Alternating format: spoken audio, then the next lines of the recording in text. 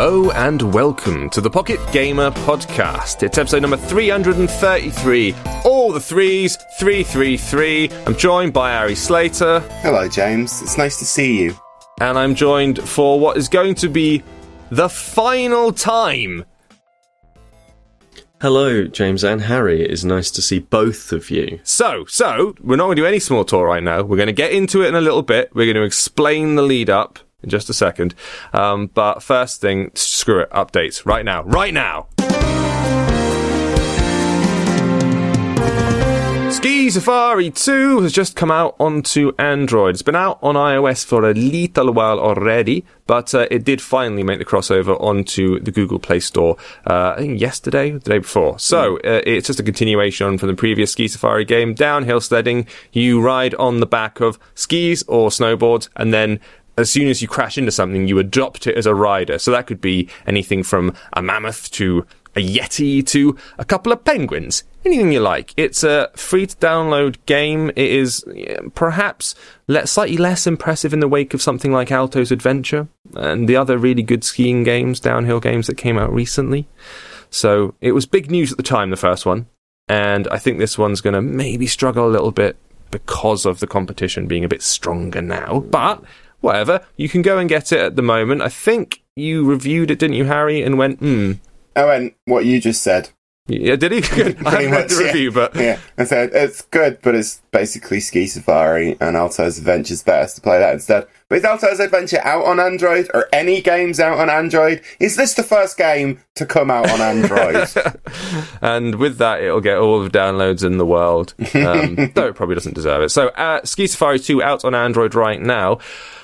Also, 80 Days has been updated. Now, this is genuinely exciting, because 80 Days is a great game. We mentioned it many times on the podcast, you know, if you've listened.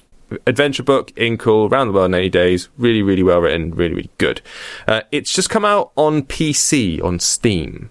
And alongside that, the iOS version and Android version have been updated. So you get new visuals, graphics and whatnot, but importantly, it's content stuff. So 20 new cities, over 100,000 new words. What?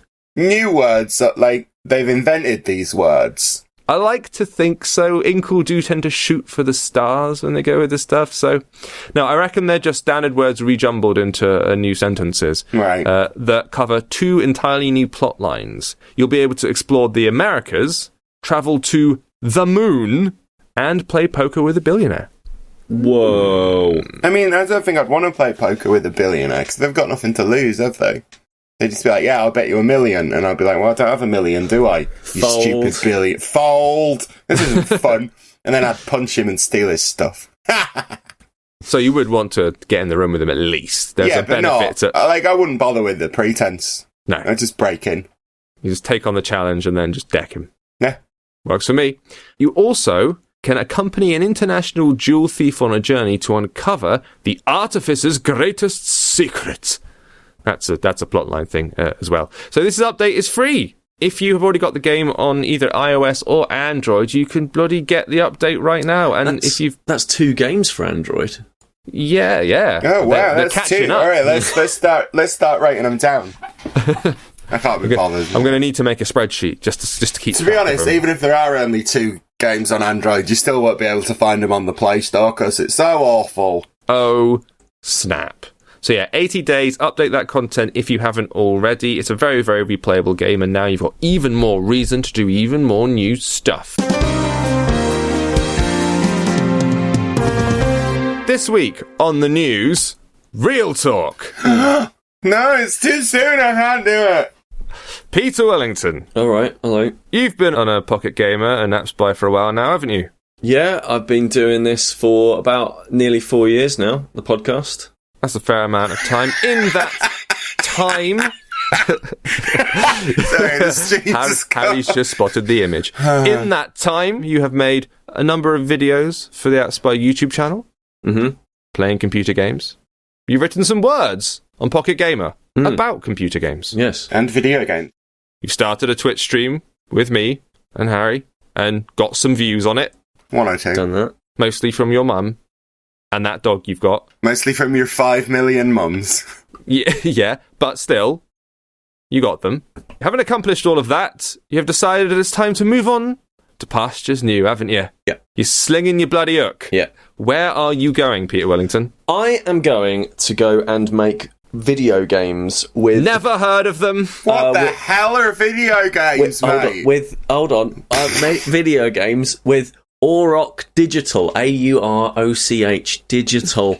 They've made Chainsaw Warrior.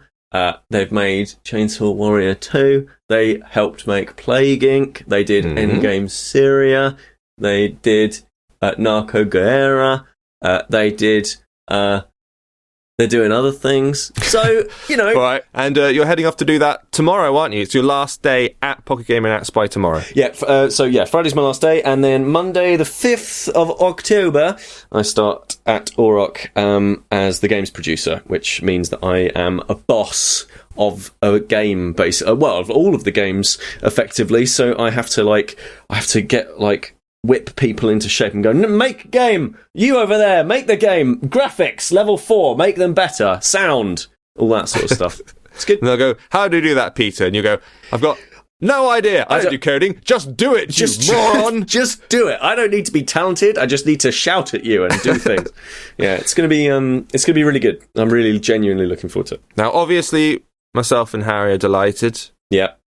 By which we mean incredibly angry and disgusted with you, frankly.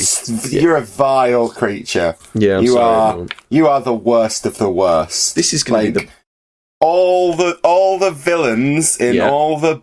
I was going to say books that you've read, but all the games that you've played have nothing on you, filthy scumbag. Well, all of these things are true. This is the positive atmosphere that led to your decision to leave the site. No, but actually, and of course, we are delighted for you. And simultaneously a bit sad to see him go, because he's been doing this for ages, and now there's going to be a big Peter-shaped hole, which we're going to have to fill with someone. We do have someone with which we will fill the hole. We're going to reveal it next week, and I say it, the indeterminate pronoun to say it. So it could be a rock, could be a bit of cheese. We don't know. No. I think you'll like it. It will be good. You'll be fond of it. It's not Glenn, so don't worry. No. Just take a load off. But in the meantime, you are here and we have you for at least the remainder of this podcast. So I think it's time to ask you a few questions regarding what you have learned over the past 4 years. A short quiz about Peter Willington. Thank you very much. Peter, Mortal Kombat or Street Fighter? Street Fighter, without a doubt. Without a doubt. Of course it's Street Fighter. You're the last, and you're leaving, and I can't deal with it. Incidentally, that is, whenever we get a new staff member on board, or a new intern comes in, or anything like that, that is the first question we ask them when they get into the Skype room or chat room. Because it's always wrong. Because it indicates the calibre of person that you are. Some might say the soul calibre. Oh! Which is also the wrong answer. But a better answer than Mortal Kombat. A better answer than Mortal Kombat. So, Street Fighter, I will take that, I accept it. Okay. Does Mario, from the game Super Mario Brothers, does he punch blocks or does he headbutt blocks? He punches them because his arm moves up every single time. I know lots of people say, it's him jumping, but it is always him and hitting his fist against the bricks. Always. Every single time. It has to be. And proponents of the other, he hits his head on them, ludicrous. Absolutely ludicrous. That is correct. That is correct. Yep. There's even a video proving this with Miyamoto. Yeah, you can see his knuckles. Yep. Addressing the questions. So you've all been schooled there. Important. Yep. Good answer. Correct answer. Pac-Man or Miss Pac-Man? #Gamergate. Miss Pac-Man, because it's a better game. It's constructed in a more elaborate... The maps are better, the visuals are better, the Miss Pac-Man on Atari 2600 was much better, and it doesn't break after 256 levels. Is that true? Have you got that far? Well, what? Have I got that far with Miss Pac-Man? To the 567th base. No, I haven't got that far, but it doesn't break, so or at least I think it doesn't break. But it's fantastic, and it's not made by Namco either, it's made by Midway, and obviously pour one out for Midway. Over the course of your tenure, how many points have you scored? I was waiting for a follow-up. That is amazing. That's the best question. How many points have I scored? I don't know. Not all of them. And that would be preposterous. Well, but I guess you must have a rough aggregate of the amount of points you have scored. I don't know, like, I mean, it's got to be at least a billion, hasn't it? It's got to be. I've got to have hit at least 1 billion points. Yeah. Without a doubt. All right. Conservative estimate, I would say. But all right, fine. Tilt or virtual buttons? Tilt, because it's my middle name. Is it? Yeah, Tilt is my... I've kept this a secret because I didn't want to be bullied mercilessly. But my full name is Peter John Tilt Willington. That's absolutely real. And I've kept it quiet my entire games journalism career. And now I'm telling you on the final episode that I'll be on of the Pocket Game podcast. I can see why you kept it quiet. The joke I always say is that I was conceived on a pinball table.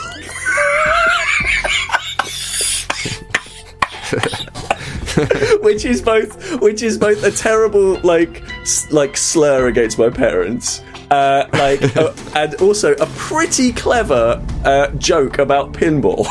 So, that does require you to lie about one of your middle names, but good enough. Yeah. Best game to play on a train? It's Peggle. Best game to play on the toilet? It's Peggle. Best game to play after knocking one out? It's Peggle. And the reason is that you want to... All of those activities are essentially Peggle related. You know, if you're going to play something... Do explain. Well, if you're going to play something quickly, then obviously you're going to want to, do a quick round of Peggle. If you're going to want to play something on the train, like you're going to want something that you can keep your eye out on the window to see whether or not you're going past Barnstable. If you're playing something on the toilet, then you don't want to be there for the entire time, because otherwise you get that thing where you sit on the loo for too long and both of your legs go dead, and then you have to wander out, and then your girlfriend says, "Why are you walking funny?" And you're like, "I can't explain." That's a nice way to get out of it. Usually it's you stand up, realise your legs are dead, fall face first into the cubicle wall, wake up there later that night with someone trying to take your shoes, unbutton your shoes and take them off you from underneath the stile. It's a familiar story. Oh, it's an old classic. All right, then. Favourite character in games? Favourite character in games, I would say, would be Raiden. Because... Wait, now you have to qualify. From Mortal Kombat or from Metal Gear Solid 2? Oh, from Metal Gear Solid 2. Because he was a really good character, and he was basically the Solid Snake of MGS2. Like, he was the, what? I can't believe this. I'm constantly questioning everything that's being said, and I'm a moany old bastard. Which is basically what Solid Snake was doing throughout all of MGS1, but he got loads and loads of poop for it, just being not Solid Snake. And then actually turned out to be pretty good, and he was on some pretty good stages, like within MGS2. And then in MGS4 he turns out to be a complete and utter badass. He is a brilliant character. Absolutely fantastic. And one of the most powerful characters in the MGS canon, which I love, by the way. I love Metal Gear. And so, he's amazing. Flying in the face of public opinion there. Raiden, probably the most despised character in all of MGS. I'm going to be honest, I'm glad you're leaving. Yeah. 3DS or Vita? Vita. Pocket Gamer or AppSpy? Pocket Gamer. Not now, Now, Pocket Gamer, because it would have been AppSpy until we sort of moved AppSpy more into Pocket Gamer, right? Like, because the AppSpy crew is where it's at. The AppSpy community is where it's at.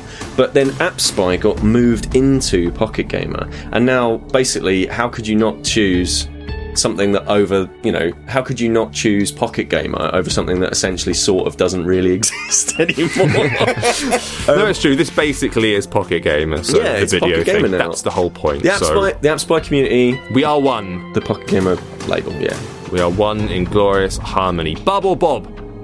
Oh, you bastard. Bob. Yeah, I know. Controversial. James or Harry? Oh, that's like... it's Harry. I'm sorry. Yes! Oh, what's that? What's that, Pierre? Oh, you're breaking up. Oh, no, I can't get you back. What a shame. Anyway, Harry. You're still here and you're brilliant. Let's do a podcast. Look at Harry doing pirouettes and dancing in the background.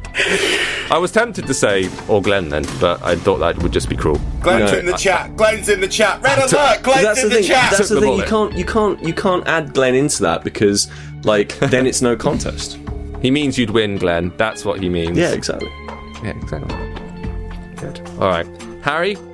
Do you have anything you'd like to grill him on while he's here? Warhammer or 40k? Ooh. 40k, come on, mate. God. Come on, mate. They've just retired Fantasy Battle and going into this Age of Sigmar stuff. Come on, 40k is where it's at. Who cares about that? Anyway, Windows Phone or Android? Android, every day, because there's games on it. Woof woof. Beans or eggs with your breakfast? Ooh. Oh, you stumped him here. Yeah, I figured it would. It's like a Void Kampf test now. Oh no! I literally don't think I can. I don't want to be pressed on that. I don't want to be pressed on that. All right, no, that's fair. Like, you don't want that haunting you for the rest of your career. No, I've got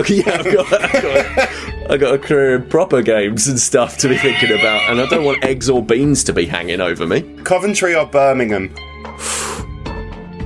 Coventry, because of that weekend we spent there, Harry. We did. Which is actually a real thing. And it was the best because Coventry, the people there, lovely. The place, complete dive. The worst.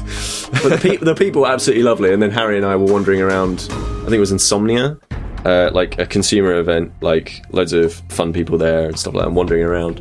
And Harry played me at Street Fighter and I lost. And then we wandered around and then we went to an all-you-can-eat Chinese restaurant. And then there was a man that was going to punch a woman. And then there was a man that was going to punch a woman. And then we came home and it was the best event I've ever been to. Oh my god. All right then, 2 final questions before I let you go, all right? Firstly, what would you label as your favourite game that's come out in the last 3 to 4 years since you've been here on iOS or Android? Your favourite mobile game from your tenure here at Pocket Gamer and AppSpy? I think my favourite mobile game was simply, for a whole bevy of different reasons, I think it's got to be like Prune.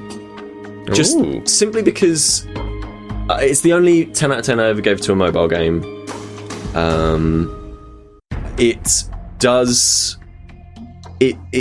has this element of inclusivity to it. Like, it's not one of these like super hardcore intense games like first-person shooters or racing games or whatever it is. Like, anybody can enjoy it. It's got a deeper message and a deeper meaning to it. It's beautiful. It runs amazingly. It is incredibly shareable. It's incredibly inclusive. It just does everything that I want mobile games to do. I want mobile games to be about getting people together and thinking about and challenging people's conceptions of what can be done within games. And I think Prune is it's just a quintessential example of that. Prune is amazing. There are loads of other games that I really, really enjoyed and perhaps even played more, but I think Prune nails it when it comes to trying to advance what mobile games can be. I was thinking about this today, right? Like mobile games in 2008, the App Store comes out, right? And iOS and the iPhone 3G. Okay.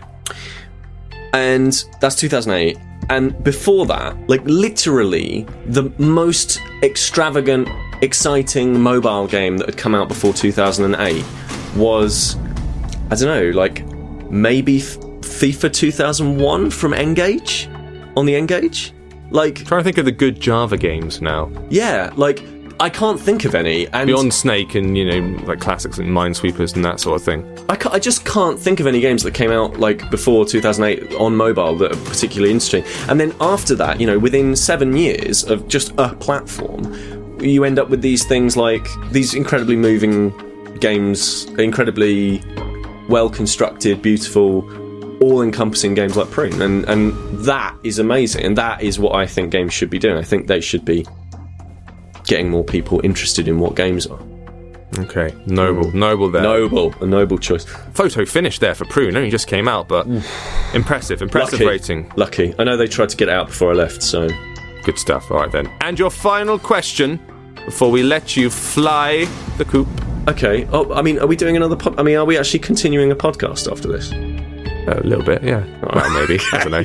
A little bit, but I have to go quite soon because I have to go be on the radio. So can we, like, I know it's sad that Peter's leaving and everything, but can we turn this around? We get a move on, please. All right, and finally, Peter, your final question. Think carefully before you answer this. Small talk or real talk? Oh, real talk. Of course it is. Well done, Peter Willington. You've done a splendid job. You'll be sorely missed by everybody, and I'm sure everybody in the chat room will agree. A huge gaping hole, which will now be filled by somebody. But again, we'll tell you more next week. But in the meantime, thank you, Peter Willington, for being Peter Willington. That's okay, everyone. Thank you. I like this. Oh.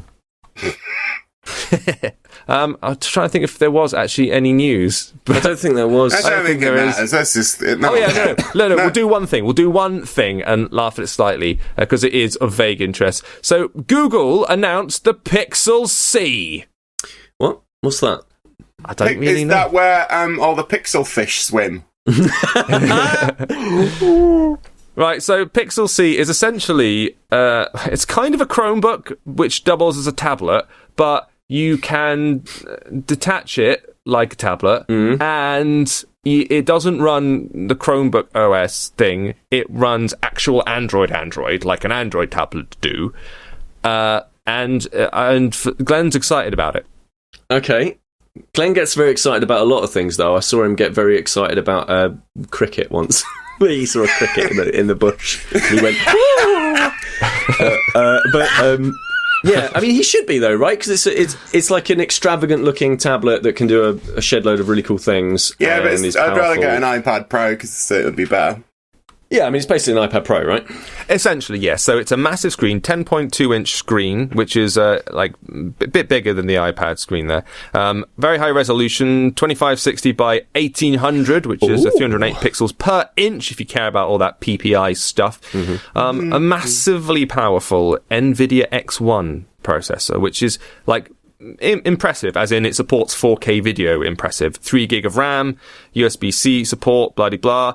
It's cheap for what it is, so it's going to be $500. So really? It's $500 for it. Wow, but you have to pay an extra $150 if you want the keyboard as well. So that's just a standalone tablet thing, but it bolts together with a real actual keyboard. But you're right, as you mentioned, it is very similar, and it's been announced just after Apple's announced its iPad Pro. So it is kind of an answer to that. It's more of an answer to the Surface, really, because I mean, let's be honest, the iPad Pro basically knocks off the Surface. So. Yeah, they're all along a theme. These, I mean, really, all tablets have just been knocking off pen and paper. So, yeah, what was wrong with pen and paper? Pen and paper's been cribbing off chalk on a wall in a cave for it's true. Way too long. It makes you sick, these clones, doesn't it? This is interesting. All of these devices are really interesting from a alternative to a Cintiq perspective, to the Droid tablets that you might use if you're an artist or designer. Yeah, like all of them are really interesting. Although you get the feeling that obviously Apple will probably win out on that stuff because piracy on Android versus 300 quid's worth of drawing software. Don't know whether or not that's actually going to take off, particularly on Android. But with Apple, it might. It's going to be slightly harder to do that stuff. I'm also thinking that there's still that problem with getting people to buy Android tablets that aren't Kindles. Like, I don't see a great deal of people wandering around ever with the Samsung Galaxy Tabs, for example. I used one of them once, and they're a total turd. They were kind just of awful. I saw a flurry of the Nexuses when the Nexus 7 first appeared. I knew a bunch of people who got them, and I thought they were quite good, actually. They got well shonky after about 8 months. Yeah, mine's bricked. Exactly, but... At the beginning, they were a really good price point, good form factor. You didn't have the iPad Mini then; it hadn't come out yet, and so people were like, "Actually, that's a very neat little tablet, and I like the look of it. It was something a bit different." But in terms of trying to rival Apple and all of their iPad-esque ones, so the larger Galaxy tablets or the Nexus 9 and all that sort of stuff, I don't think they've really ever got the market penetration they were looking for with it. No, but I suppose that's because the people in the market for a tablet are either top end or low end, right? They're either going to buy an iPad because that's this fancy pants consumer electronics device that everyone wants, or they buy a Huddle or a Kindle or really low end. Yeah.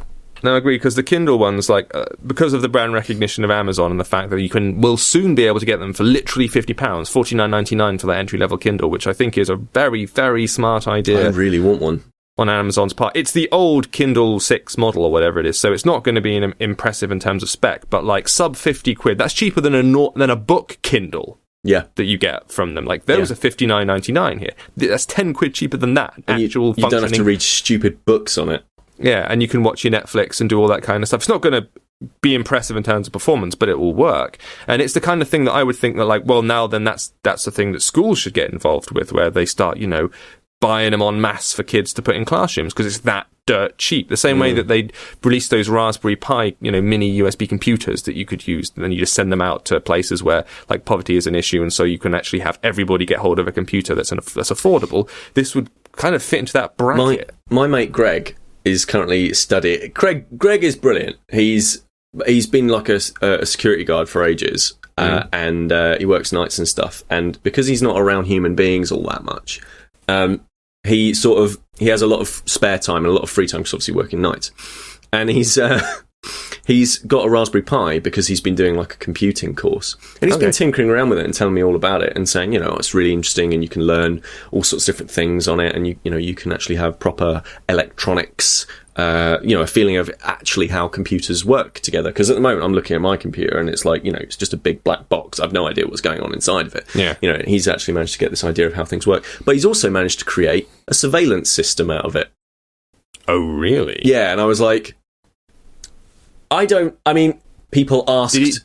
Did he tell you this, or did you discover it when you looked up at your bookshelf in the corner of your shower? This is it. Raspberry Pi asked whether they could do it, not whether or not they should give Greg the opportunity to create a mass surveillance network. But yeah, no, all of this, I agree with you. Like at £50 at that low-end level stuff, that's really, really fascinating from a sort of mass adoption rate. And these large scale ones, you do kind of think, well, if you didn't sell a lot of premium tablets to begin with, are you going to be able to sell an extra premium tablet?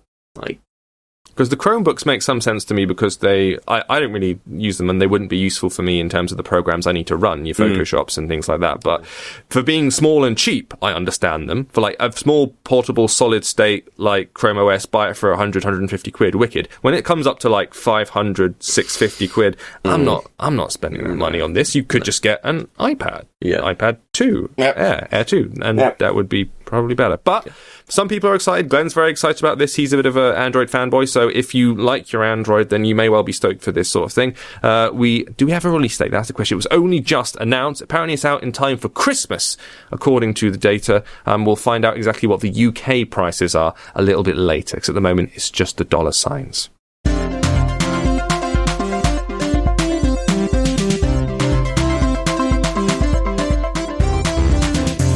And about this week, it's Peter Willington. He's out, he's off, he's away.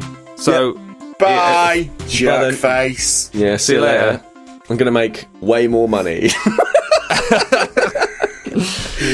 That's what happens when you jump out of journalism, boys and girls, into what you would call proper jobs, inverted commas. You might get paid proper wages, which is something that we sort of accept when you jump into this. You don't do it for the money, you do it for the love. You do it for the love. And it's well worth doing. And if you want to get into games in some way, it's worth thinking about journalism as an interesting way into the industry, definitely. Right. And when you want to make more money than Scrooge McDuck, you go and make proper games. Proper games like Shooty Skies. Oh, yeah, I might be talking about this now. Yeah, I think we all probably will, actually. Shooty Skies, it's the new Crossy Road people, as in by the people what done Crossy Road, most of them anyway. It's out right now, it's free, we'll have a bit of a chat about it in a bit, but yeah, exciting. What else have we got? Oh, hello, here's something. No, not this one. This one. Need for Speed No Limits. I might be talking about that later, James. Well, we're running out of games, so aren't we? All right, that's then. It. Only 2 games came out this week, so... Oh, no. It wasn't... We'll level with you, it wasn't the best week this week in terms of new releases. There is other stuff. Other stuff like... Let's have a look at the big old list here.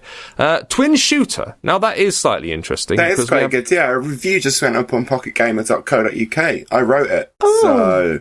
Tell us about twin shooters hyphen invaders. Hyphen invaders, yes. I thought it was colon invaders. Anyway, it's like an my voice has gone. I can't like this now.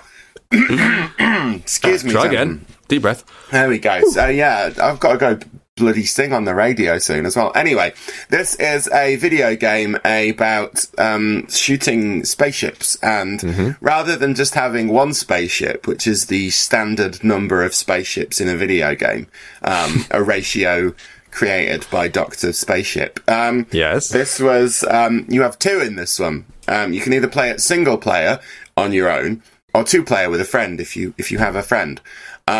And there's one spaceship on the left of the screen and one spaceship on the right of the screen. And like the bad spaceships appear in the middle of the screen. And you have to slide up and down the left and right hand side shooting them. You shoot automatically, and you can also accidentally shoot your own friend on the other side, and that's bad. Friendly fire is on, yeah. Friendly fire is always on. But it's quite clever. It got a 7 out of 10, which is the best number most games could ever hope for. And yeah, Are you paying attention to this, Peter? Yeah, Peter. Peter 6 out of 10 at the moment, Willington. But like as a single player game, it's quite fun. But when you get a friend around, it's like one of those sort of old tabletop arcade games where it was flat and you could put your drink down. So yeah, it's worth checking out. I think it's free as well, and you can unlock different ships with currency and stuff. So yeah, give it a go, guys or girls or robots. I didn't know it was free. That's interesting. All right, so Twin Shooter hyphen Invaders is the name. You can download it right now. There is a video of it up on Pocket Gamer at this very moment. Let's have a look at this one. It's called Humory. So apparently, I'm sorry, it's called what? Seriously, it's called Humory. Huemory. I was a bit worried you were having a stroke. It's been a stressful day. It's a colour memory game. So dots appear on the screen. You have to pick a colour, whatever colour it might be, and then memorise every one of those dots that appears when in that colour. Then they will all disappear, the colours will vanish, and then you have to remember each shape and each colour and where it is, and tap, tap, tap, tap, tap, tap, tap. It's quite similar in a way to games that I end up playing with my nieces when they come down. They're obsessed with this, the kind of snappish, you know where you turn cards face down, you're allowed to pick up two cards and try and match them? Yeah, they love that game quite a lot. Pairs. So it's kind of, sorry? Pairs, yeah, I guess. Pairs, yes, why not? Or Simon. Simon's a bit like this, isn't it? Yeah. So you have to just remember it, and then when it's all gone on, tap, tap, tap, make sure you try and get it right. Do it quickly enough, you get more time, and you get, like, bonuses for it, and you wind up on a scoreboard, and you get bigger boards and shapes as a result. It's free to download at the moment, and it's only iOS, I think. Here's one called The Balloons. It's an endless floater, which sounds like a particularly difficult toilet problem. You'd really get dead legs at that point, wouldn't you? So the way this one works, from what I can understand, it's like an endlessly scrolling screen. So you're scrolling upwards, and you are taking control of a balloon, which you put your finger on the screen, and you guide it in a one-to-one sort of way around the maze that is the screen, trying to presumably avoid being hit by stuff from the looks of it. Quite colourful and whatnot. It's from Noodle Cake. Noodle Cake are sort of... They've done some good stuff in the past. They've published quite a lot at the moment. They do. They just publish stuff. Loads of stuff. Of varying degrees of quality, but they've done some cool things in the past. I quite like at least the levels look quite sort of variable, you know, lots of colour going on the screen. It's an old-fashioned, I'd say 16-bit look. Yeah, they take a lot of risks, does Noodle Cake. And some of them don't pay off, and some of them do, which is, and it's nice. That's my quality input there. Yeah, journalist of 7 or 8 years there. Does not care anymore. It's just like, this is a game that exists, whatever. No, it's not any of the games I, Peter Willington, will be making. So yeah, that's out right now. The Balloons for free to download. You've got No More Kings, which is apparently a puzzle game based on the rules of chess. Now, I'm not 100%. I haven't played this one yet, so. The way that this works, let's try to explain it. Each level's played on a standard chessboard, right? Your goal is to capture the king in as few moves as possible. So, you know, it's chessy. You can only move the highlighted piece once you've captured another piece every move. Once captured, you become the piece you capture. So rather than just like knocking, if you take a knight with a pawn, instead of knocking the knight off the table and sitting your pawn in its place, you become the knight, which means therefore you have to use the rules of play for a knight, moving in the L shape and all that sort of thing.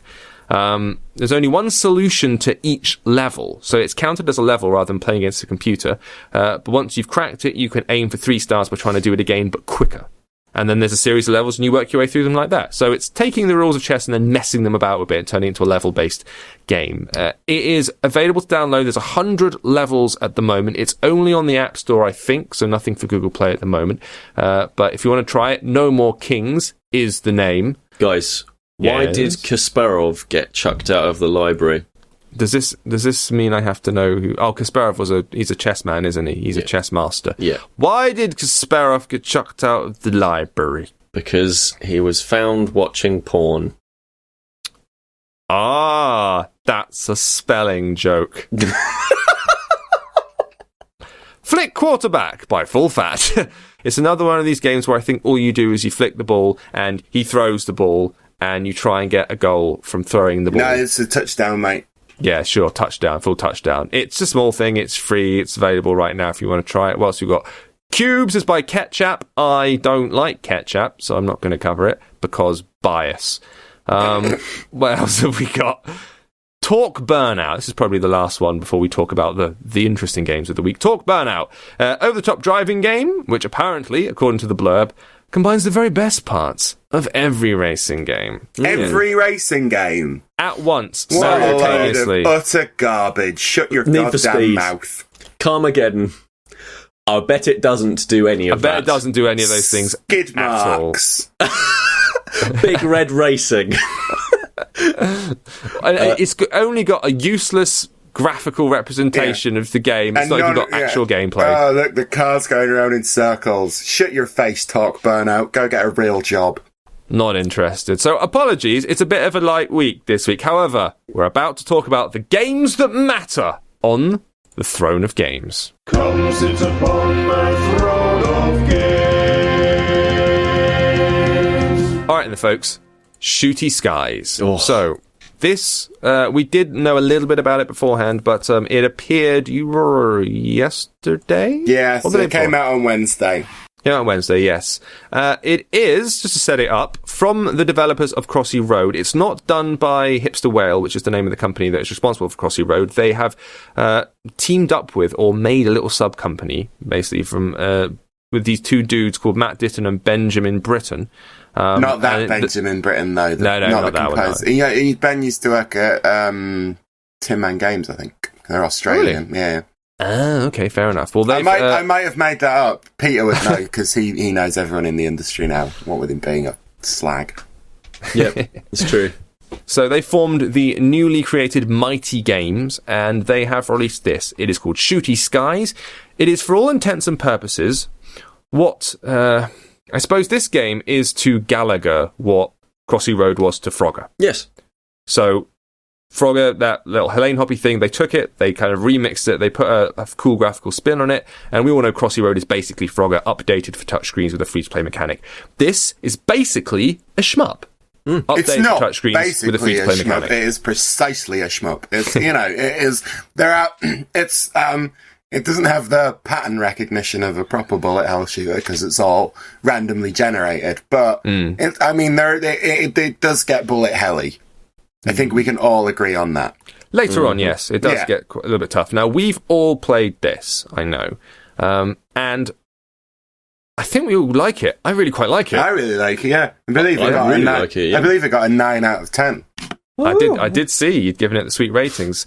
And I don't know, like... They're doing quite well, this lot, because they've had essentially 3 games out. We've had Crossy Road, we've had Pac-Man 256, and we've had this, Shooty Skies. And they've been working with other people, and 256 wasn't done exclusively by them either, I don't think. But they're all based in the same style. They've all taken old game ideas and then put a little bit of a spin on them and remixed them for iOS. And they've all done it really well. Like...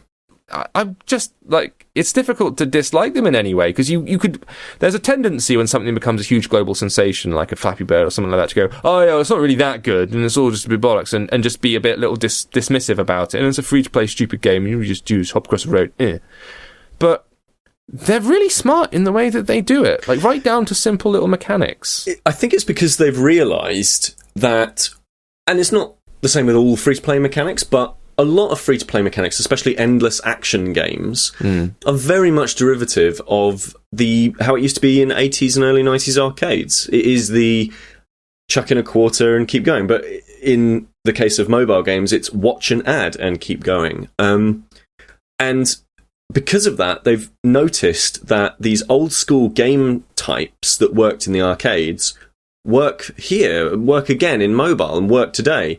And there is a sense of nostalgia, I think, to their games, in so much as their games design appeals to young people because they're just great games, and those games are classics, and good games are good games, and they've been, visually upgraded to look really, really great and have modern sensibilities. But they also appeal to more on the older end of what we think of as, the gaming people, like your people who are 40, 50 years old, the people who might have actually gone into the arcades and played these games that inspired them.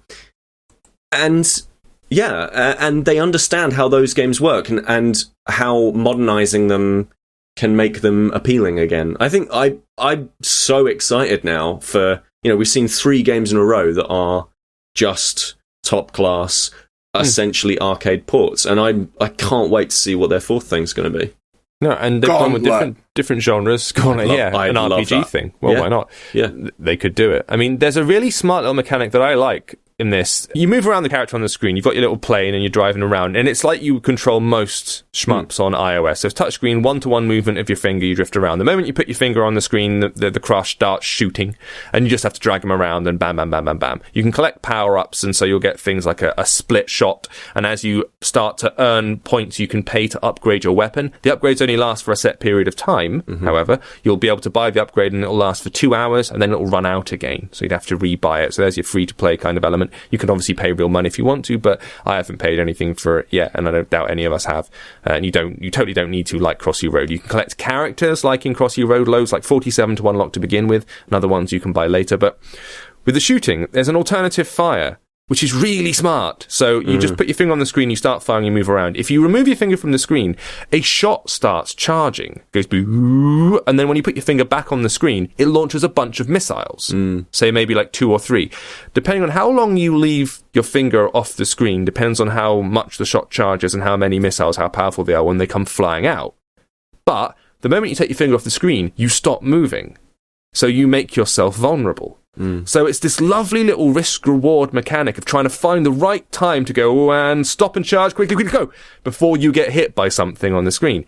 That's really cool. And we've played a bunch of shmups, and usually they try and do a double tap thing for the special power, and it never quite works. And I was like, this is a brilliant idea. This is such an elegant solution to that problem. And that's because, as I say, I think they understand how they can take old school mechanics and make them work in a more casual, modern sort of an atmosphere, right? Like they're making a game that you can play with one finger, whereas people like Cave, who make really, really great games and have done very well on mobile, are sort of trying to jam an arcade game into a mobile phone rather than trying to make a mobile game that is inspired by the arcades.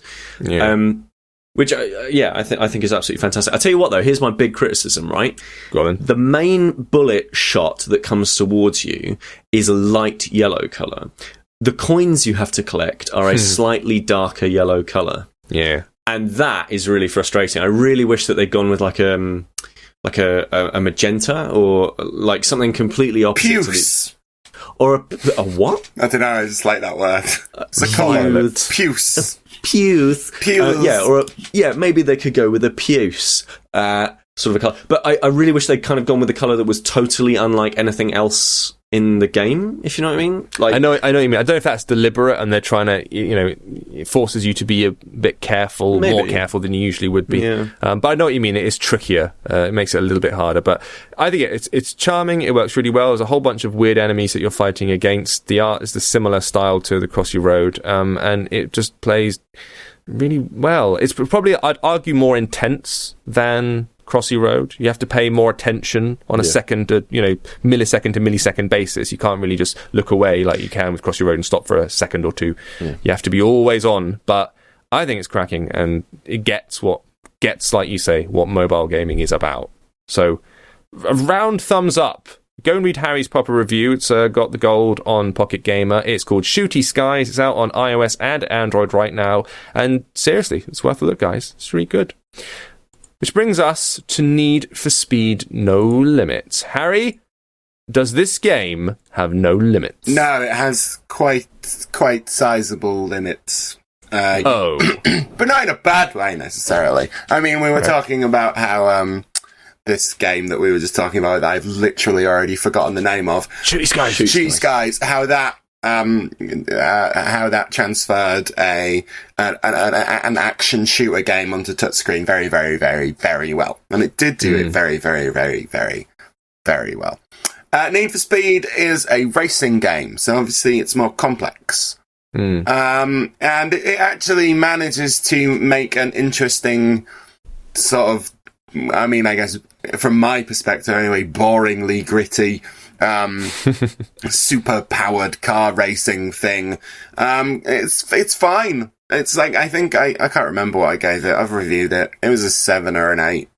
The actual racing is really, really good. And like, it's very much in the arcade, drift sideways around corners and then make the blue lights on the back of your car go whoosh and then zoom away, and that's cool. That's what people are into nowadays, maybe. I don't know, I don't listen to people. But it's got a free-to-play system, which is... some people don't like these free-to-play systems. And I can understand why, because I just really want to drive the fastest cars as soon as I can. But you're not allowed to do that unless you want to pay up loads of money, or then just grind forever. And then about 3 hours in, I got to, it wasn't quite a paywall. It was more, I don't really know what I can do now wall. And I had to sort of go looking around for stuff I could spend currency that I already had on so that I could keep playing the game, which is a bit annoying. But I mean, It's certainly not the worst implementation of free-to-play that I've ever seen, and at no point did I want to stop playing because of the free-to-play. So yeah. I played at the beginning, and I found the levels to be very, very short. Yeah. A lot of the early levels very, very short, and I spent more time in menus than anything else. They're all pretty short. But I mean, it's a mobile game. You don't want to... Yeah. Like, how long do you poo for? That's true. Please don't answer that. But yeah, I mean, it's not like the Need for Speed game before this. Need for Speed Most Wanted, I think, was better. So if you want to buy a Need for Speed game on your mobile phone, then buy that. But obviously, EA are probably going to take it off quite soon because, well, EA, innit? Well, I've just changed I have to raise an issue with the game because you might have heard that notification beep. Oh, is that Need for Speed? That was Need for Speed No Limits saying, crews are saying you've wussed out. Come back, gain 5,000 cash and prove them wrong. Is so vile. Like, the game is taunting me. It's like, I mean, at least the women aren't hypersexualized. That's one thing the game has going for it. There are no giant boobs just swinging around in your face for no apparent reason. But it is very...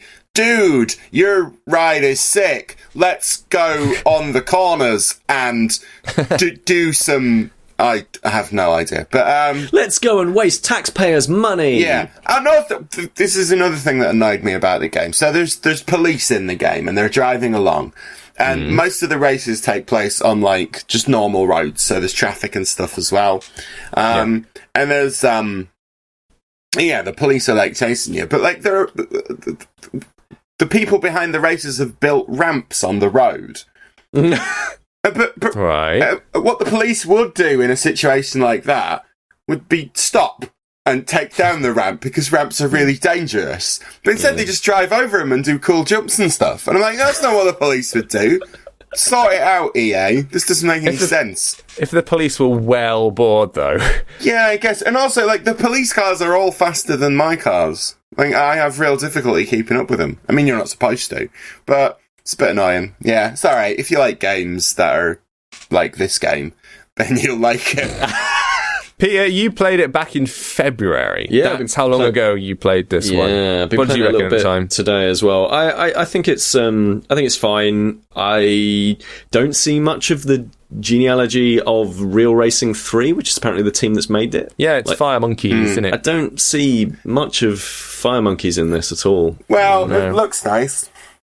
Yeah, I mean, it looks nice. It looks all right on a 5C, which is what I'm playing I on. guess I agree. There is none of Fire Monkeys in it because like the monetization is like on the other side of the game, whereas in Real Racing it's all about racing really and not breaking your car and actually knowing, you know, like the numbers of the bits of the things that you add to your car are kind of important. It's all about tweaking. Where this is all like putting sexy gaskets up your bum hole and then crashing into idiots.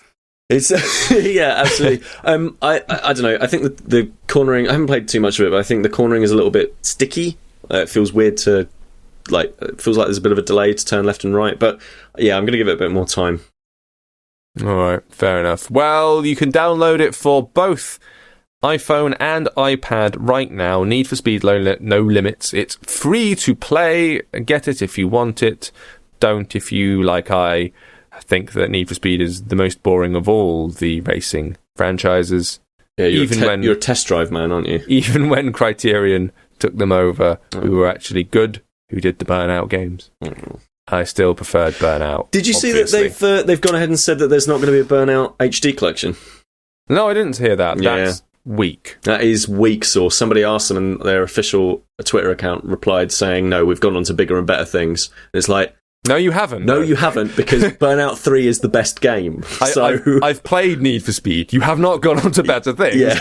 Burnout 3 was the best. Yeah. Oh well. Sigh. I've also seen that they've canned that Roll Cage 2 project as well. No, they haven't. Have they? I thought they put the lid on it. The Grip, yeah. Grip. I thought it died. I don't think it's died. I think it's gone from Kickstarter, and now it's they're making it, and they're trying to get it sort of like funded through like donations through PayPal. Oh, yeah. okay. It doesn't sound too Pope. healthy. Yeah, The PayPal donation. Weird. Yeah, through the Pope. The Pope's like, oh mate, I fucking love these sick dubstep beats. He's well cool now. Since he's gone to America, he's come back with a backwards baseball cap, a massive gold. Well, actually, probably had a massive gold chain already, didn't he? Yeah, but you know, he still hates the gays and everyone else. No, so. he doesn't. Francesco doesn't hate them. No, he's the huggy one. He's the one. I think you'll find that it doesn't really matter if you say, "Oh no, the gays they are okay," and actually, they, when your entire history of your church has been about the persecution of minorities, homosexuals, women, the poor. Congratulations, Catholics. Your Pope said one nice thing once. Also, let's not get started on child abuse because I have to go and be on the radio. Yes. You're going to be playing in your band on the radio. What's the name of your band again, My Harry? band is called Less Deceived. And you're going to go and play on radio. Which radio station? Radio